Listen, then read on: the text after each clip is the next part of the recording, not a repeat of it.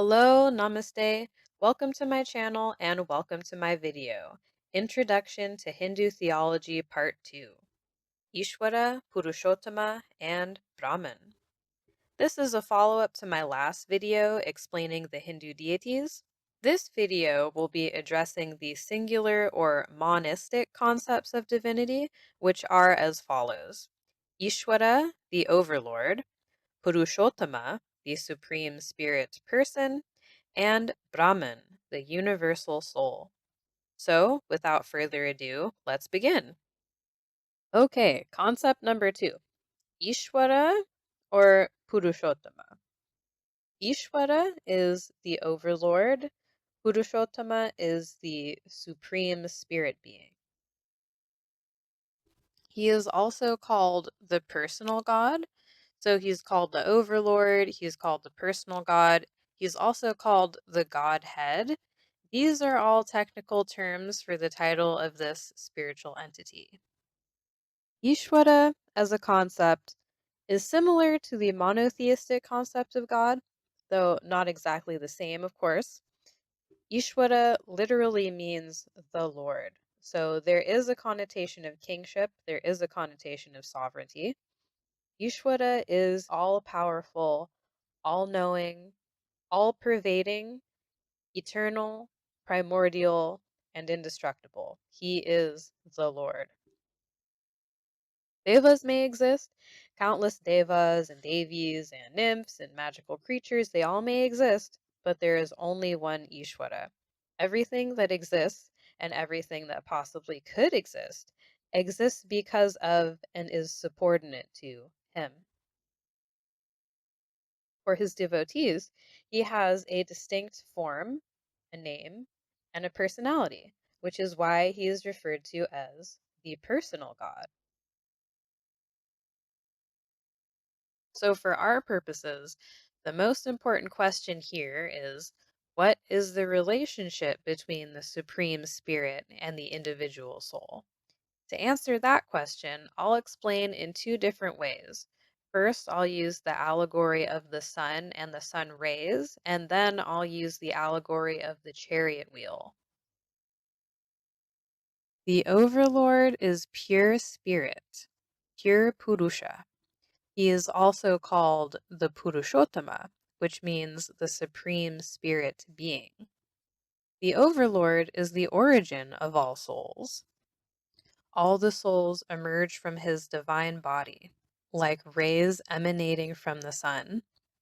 All souls come from him, but they are not equal to him and they do not merge with him after attaining moksha, spiritual liberation.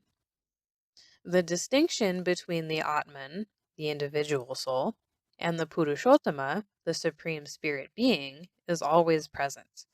The duality between these entities is at the core of this branch of Hinduism, which is why these subsects are called dualistic. So that was my explanation using the sun allegory. Let's look at a different example using the chariot wheel allegory. And this example is especially relevant because it's from the Upanishads, which is where these concepts come from in the first place. The Self is the overlord of all beings, the king of all beings. As all the spokes are held together in the hub and the rim of the chariot wheel, so all beings, all gods, all worlds, all breaths, all selves are held together in the Self.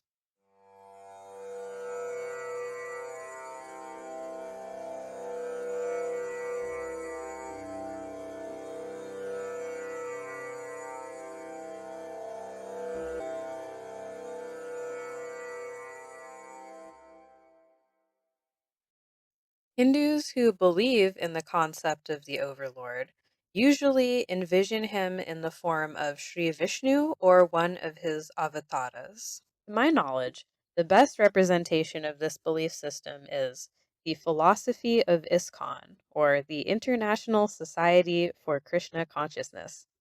In this branch of Hinduism, Krishna is the supreme personality of Godhead, the Purusha, and Vishnu and the other avatars are simply different aspects or faces of him.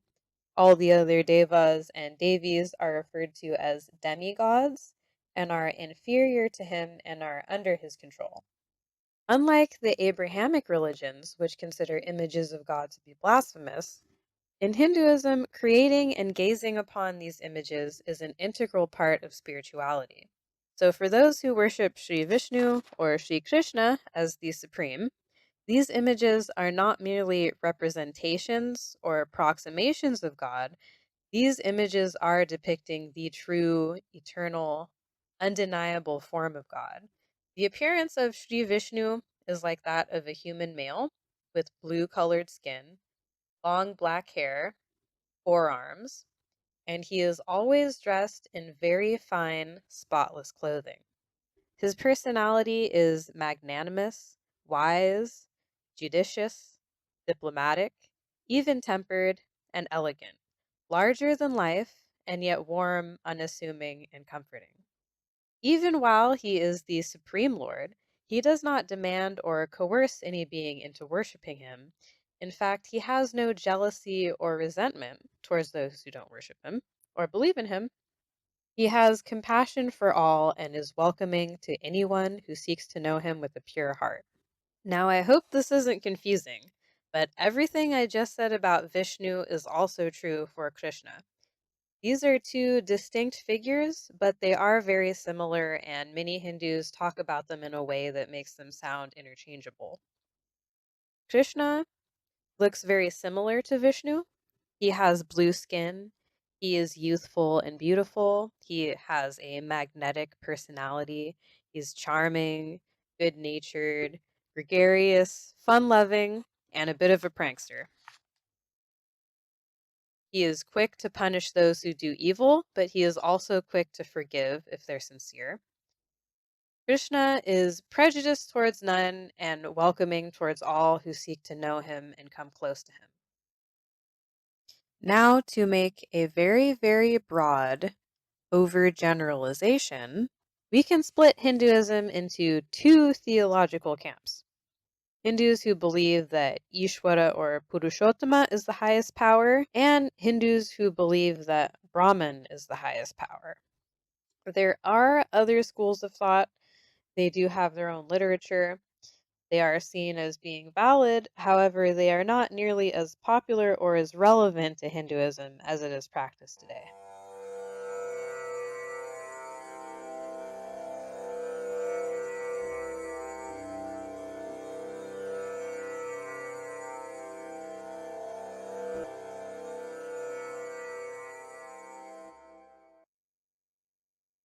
Moving on, we have Brahman. Brahman is a little harder to translate because it simply has no equivalent in English. For me, the best way to translate it would be to say the universal soul or the universal consciousness. Brahman is completely different from Ishwara and Deva. Brahman has no form, Brahman has no name, Brahman has no personality, which is why it's referred to as the impersonal God. We do say it, not he or she, because Brahman has no gender. Brahman has no body because a body is seen as a limitation, and Brahman has no limitations. It has no constraints. It is pure spirit and pure creative potentiality.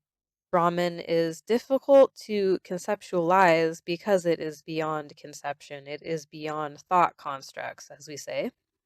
It is the origin and ultimate power behind everything. It contains everything, yet it is affected by nothing. A good metaphor for this is the color white, because the color white somehow contains all of the colors and is able to project all of the colors, and yet it remains white. Brahman is often referred to as God, either by English speakers or when translating Sanskrit or translating the Indic languages, but it is a very, very different concept, both from the monotheistic concept and the polytheistic concept.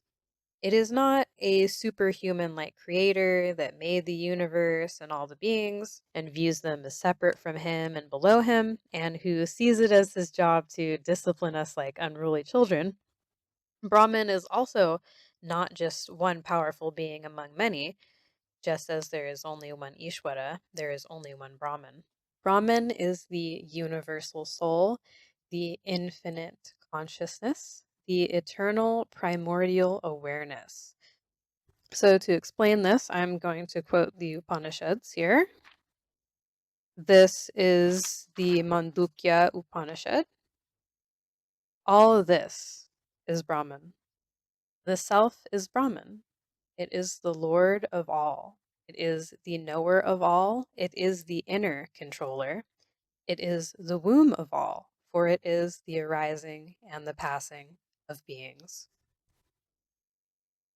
So here it says the inner controller, meaning it controls from within. So that's why in this frame of thought, there's no need for an outer controller or an overlord. It is the Lord of all, and it is the womb of all. So here they're addressing it in masculine and feminine terms, which is different from the overlord, who is exclusively male.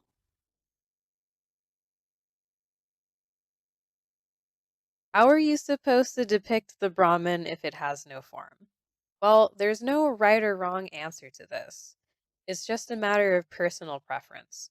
You're free to choose any image or any figure that you like, that's meaningful to you, or that's special to you. They actually have a name for this in Sanskrit. It's called Ishta Devata, and it means deity of choice, meaning that you have the freedom to worship any of the devas as your primary, as your personal ideal of what you think Brahman should look like. And it doesn't even have to be a god or a goddess.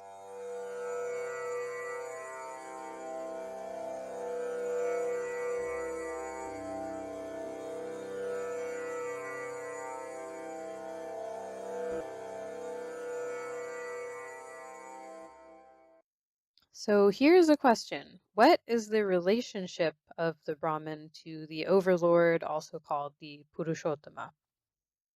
The answer to that is up for interpretation. It all comes down to how you interpret the Veda, which honestly is written in pretty ambiguous language.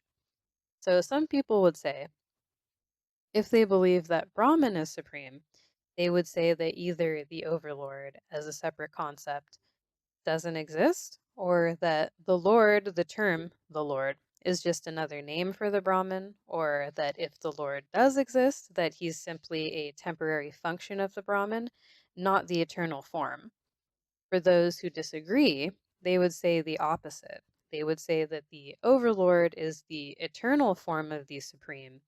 He is the creator, he is the controller, he is the weaver of the fabric of the universe. And you can call Brahman the fabric of the universe, and the Lord is the weaver of that fabric.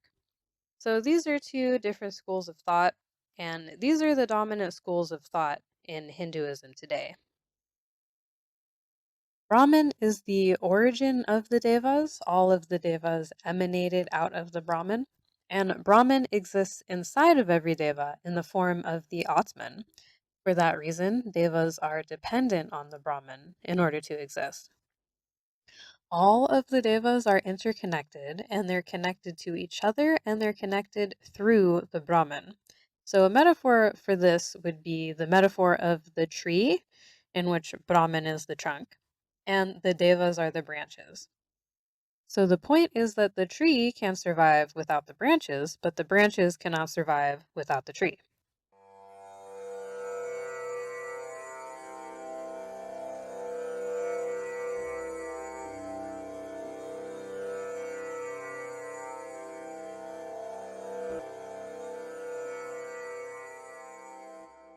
So, to summarize, I made up this little chart here. Let's start with Deva and Devi. That is God and Goddess. Gods and goddesses are a mix of spirit and matter. So they do have bodies, they have physical bodies, but they're more ethereal than our bodies. As far as power, they are powerful, they're very powerful, but they're still limited. They're not all powerful. So you can think of them kind of like superheroes where they have powers, but they also have weaknesses.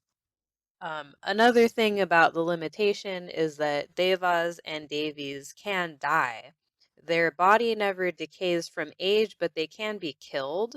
It's extremely difficult to kill a deva, but it is possible. So, in the case that that happens, their soul would just reincarnate into another body. So, they would kind of become a new deva that would be very strongly connected to the previous deva, but have a new identity, a new name, and a new look. All devas and devis have a distinct form. They're either male or female. They have a distinct name, a face, and a specific appearance. So they have a certain way of styling their hair, they have a way they like to dress, they have certain objects that they always carry with them. So they're very easily identifiable whenever you see them depicted somewhere. You should be able to know who they are just by looking at them. Devas and Devis are also bound by karma and dharma. They are a part of the chain of action and reaction. So, for every action that they make, they will experience the consequences. They cannot avoid their own karma.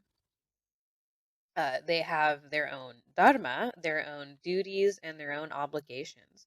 They are obligated to perform specific functions, and they are obligated to protect the good people from the bad people, and also to protect people and other devas from the demons, because the demons are a big problem. Um, Devas and devis do make mistakes, so they're not perfect. Sometimes they fight with each other, sometimes they act out of anger. And on the flip side, sometimes they're too forgiving and they end up trusting people who shouldn't be trusted. And there's a lot of stories about that, actually. That's a recurring problem. Devas and Devis have an individual soul called the Atman. So, this is important because the quality of the Atman is the same across the board. Gods have an Atman, mortals have an Atman, demons have an Atman, even natural objects like trees and mountains have an Atman. And this is going to be important to understand their relationship to Brahman and Ishwara. Devas and Devis have distinct personalities. They have their own likes and dislikes, they have their own personality quirks, they have their own backstories. They often have explanations of where they came from and who their parents were. Brahman is pure spirit, pure consciousness. It does not have a body, it does not have a personality. It is a non person. It's not a god, it's not an animal, it's not a ghost, but it is pure spirit, pure formless consciousness. It is the substratum of everything in existence, both in the material world and the spiritual world. As such, it is limitless. It is genderless, formless, and nameless. However, you do have the option of envisioning Brahman in any form that you like, and you can also refer to it by any name that you like. It is unaffected by karma and dharma. Both karma and dharma emanated out of Brahman. So, Brahman is effectively the mother of karma and dharma. So, it cannot be beholden to them. At some point, karma and dharma will cease to exist, but the Brahman will never cease to exist. Flawlessness. Brahman has no flaws. It is not lacking in anything. It is often described as full or complete because it inextricably contains everything. But most importantly, it cannot be judged by any standards because it is above and beyond all standards. Equality to Atman. Atman is pure spirit and Brahman is pure spirit. Or one little trick to understand this that we have is to say that Atman is Brahman within a body and Brahman is Atman outside the body. In that way, they are seen as equal. So, to visualize this, you can imagine two completely clear, pristine pools of water. They're separate only because they're in two separate containers. But you could pour water from one container to the other and they would merge seamlessly. Ishwara, the overlord, also called Purushottama, the supreme spirit person. Like Brahman, the overlord is pure spirit. Unlike Brahman, the overlord has a distinct name and a form, and the overlord does have a personality. Not just any personality, he has the supreme personality. And the supreme personality is, more often than not, identified as Vishnu or Krishna. The overlord is unaffected by karma and dharma because he created karma and dharma. He is the cosmic controller. As such, he controls karma and dharma. He is the pinnacle of purity and goodness, superiority to the Atman. The Atman is pure spirit, but the overlord is the supreme spirit. As such, he is flawless. Okay, guys, this is the end of my video. I hope it was informative. If you have any questions or comments, please leave them below. If you have any suggestions for material you would like me to review, please leave it in the comments. I am also planning on doing book and movie reviews, so stay tuned for that. If you're interested in my other content, please check out my other links below. I have accounts on Gab, Minds, and Telegram. Om Shanti Restu. Peace be with you.